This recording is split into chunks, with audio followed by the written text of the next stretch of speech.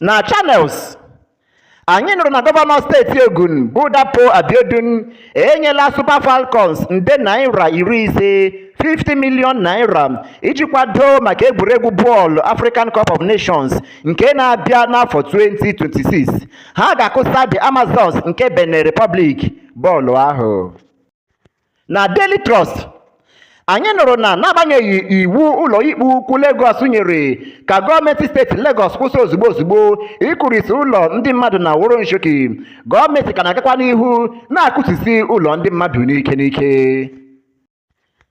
Na Punch anyị nụrụ na ụlọ elu okpukpe abụọ adaala ma kụnyechaa imerime mmadụ isi n'ala na Lagos. Nke a na-eme na mpaghara Oyingbo. Mmadụ 4 bụ ndị nwụrụ anwụ ebe imerime mmadụ ndị ọzọ bụ ndị a na-azọpụtabeghị. Na akwụkwọ The Nation anyị nụrụ na mba Cameroon enwuru n'ọkụ dịka ekwupụtara onye isi oche Paul Biya gbara 92 dịka onye meriri na ntụliaka elu emeri nso a n'obodo ahụ. Ọtụtụ mmadụ anwụọla site na ngagharị iwe na ịkpa aghara nọ n'ime obodo ahụ ugbu a.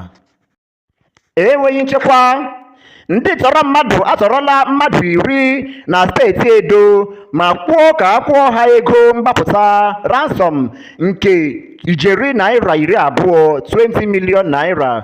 Ọ bụ na Sahara Reporters ka akụkọ nke a gbara. Na akwụkwọ Punch anyị nụrụ na gọọmenti steeti Naijiria esile n'obodo Chad Republic gbara ụmụ amaala Naijiria dị 153 Nigerians ụgbọ nwamkpi gbalata ha na Naijiria. Ndị a bụ ndị nọ n'obodo ahụ na-enweghị enyemaka ọbụla. Igbo ndị ọma m hụrụ n'anya, otu akọ ha m n'ọnụ na akụkọ nke taa bụ Tusdee abalị 28 nke ọnwa iri afọ 2025 ahịa Eke.